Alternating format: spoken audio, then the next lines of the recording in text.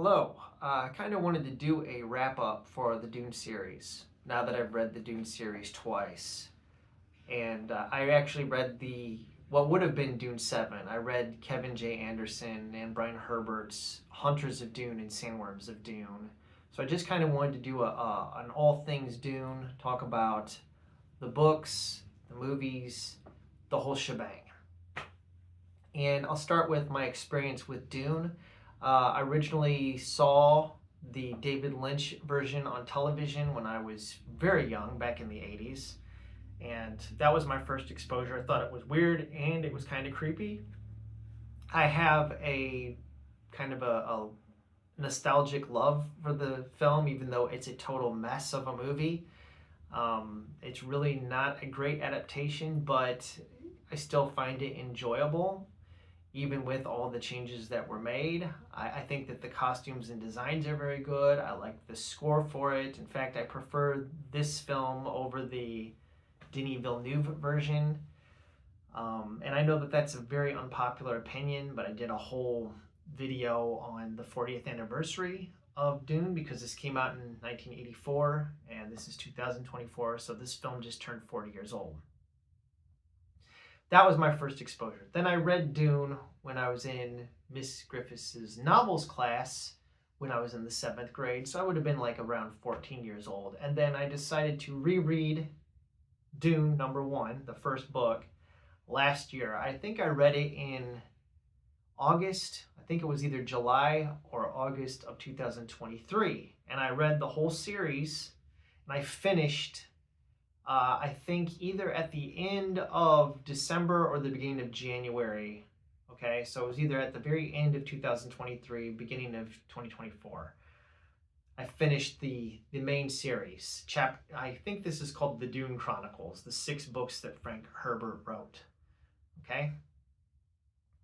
And I really enjoyed them. Even the ones that people drop off on, because you'll see that a lot of people don't finish the series. They read the first book and they drop off at the second book, or they read just the first 3 books, or they just read through God Emperor. A lot of people don't like the last 2 books. A lot of people find God Emperor really weird and they can't get into it because God Emperor is really almost like a straight book of philosophy. So I think it turns a lot of people off to the series. Although I would say this series is not really an action-adventure story. If you're looking for action and adventure, Dune is probably not for you. However, if you're a person that likes to read philosophy and you like political, politics and political intrigue and stuff, this series is right up your alley.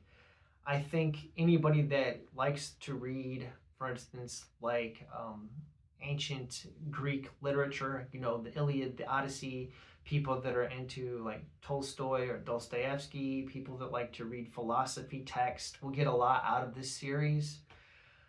But overall, it's kind of dumb. I mean, I'm just going to be honest about it and say that the books themselves, the sci-fi, soap opera, space opera stuff involved in is kind of silly. And really, if you strip all the philosophy and the politics and the religion out of it, then you just have like a silly, style book. It's kind of in the vein of the Dino De Laurentiis film Flash Gordon from 1980. That's kind of what you're left with. It's just like a really silly story. And that's why I cannot recommend Hunters of Dune and Sandworms of Dune as a conclusion to the series by Brian Herbert and Kevin J. Anderson.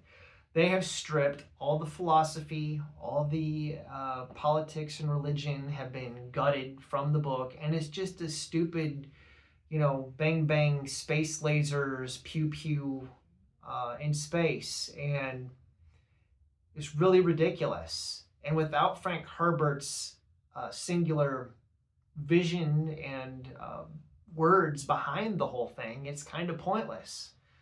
It's kind of empty and just dumb and almost like I don't know. I mean, I'm not gonna bash on like Star Wars, the extended universe, the expanded universe, and the books.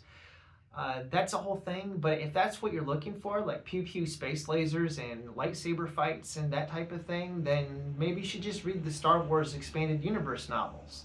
My problem is that it seems like Kevin J. Anderson turned Dune into that, and that's not what Dune is. Dune is not an action adventure story. Okay, it's not. It's a very philosophical series that has a lot of environmental, you know, terraforming and that type of thing, the impact on the environment. There's a lot of different layers to Dune. And these guys just, they don't get it. They don't understand it. The whole series kind of was like about the threat or the danger of following charismatic leaders. And for Brian Herbert and Kevin J. Anderson to end their series the way that they did, with like the ultimate Kwisatz Haderach, the hero of, you know, the savior of the Dune universe. No, I can never believe that that's the way that it was going with Frank Herbert. The Dune would have been a circular story and would have kind of, in my opinion, I think that Frank would have ended the series the way that it started. Okay, that it wouldn't have had a super happy ending. It would have been kind of a dark ending, where the story would have cycled back to possibly having another Kwisatz Haderach or another messianic figure, but with a dark undertone behind it of this isn't going to end well. You know, I don't think that the Dune series was meant to have like a nice tight conclusion. I think it would have left kind of the way that the first book ended, okay? Where it was open to a second book, but he wouldn't have gone on. I don't believe he would have gone on to write, 27 books after that. I think this series would have had a conclusion. At least the main story. We'll never know because Frank Herbert is gone before he could write that final novel. But I want to just recommend that's who should read these books. People that are into philosophy, people that are into politics, people that are into religion, conversations about religion. I think that this has wide appeal. I think a Christian can read this. I think that an atheist can read these books. I think that these books hit people across all spectrums, regardless of their background, because they are ultimately about the real world and they deal with real world questions. And Frank Herbert doesn't often give you the answers. He doesn't spell things out to you. He doesn't spoon feed it to you. These books are for thought provocation, to spark the imagination and to bring up questions and to get you to think about things. And ultimately, that's why I like them. If you're looking for nice, tight answers to everything, these are not the books for you. Because having read the series twice, because I reread them this year, I still don't completely understand Leto's golden path. What was it? I still don't know where the final book was going because Frank Herbert died after writing Chapter House, and I don't know what his conclusion would have been. But it's fun to speculate and think about and pick up the threads in the series, okay, that were woven through the whole thing and kind of try to imagine, like, where was the story going? I don't think that just because the series is unfinished that you shouldn't read it. I think there's value in reading all 6 of these books. And I think a lot of the fun in it is to find people that have read the 6 books and to talk to them and ask them, where do you think Frank was taking this series? What do you think the final book would have been? We'll never know. It's fun to speculate about these things. And I don't feel unfulfilled or unsatisfied with the 6 books here. There's enough packed into them that I can read them again and again, and I will. I'll read this series again because I think that this series is great. I know it's not for everybody. Like I said, if you're into just action adventure stories, this probably isn't for you. There's a lot of talky parts. A lot of people complain that it's slow, but if you're, again, somebody that likes to read, really heady stuff that has a lot of thought-provoking topics in them, I will say that probably for me, this is on par. This is like the science fiction version of Fyodor Dostoevsky.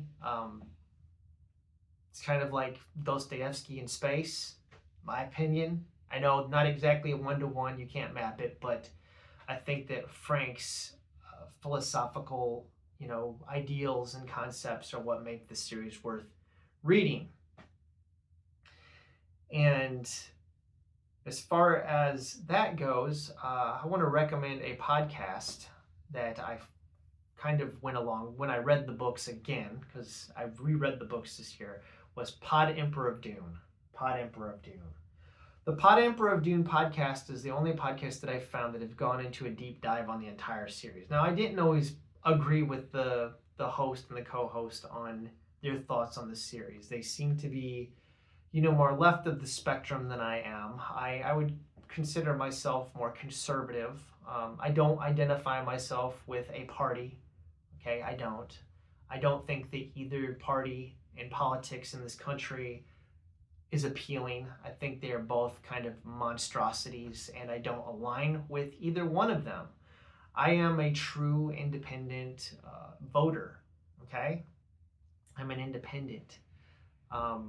So I think these books are interesting from that standpoint. And I think that podcast, as much as I got out of it, it wasn't perfect. So I want to say that up front.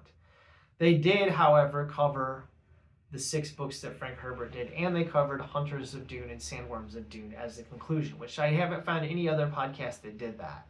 I will say, as far as the Kevin J. Anderson and Brian Herbert books go, I can't recommend them. I think they are utterly worthless, and that's why I took them in the backyard, doused them in lighter fluid, and burned them to ashes.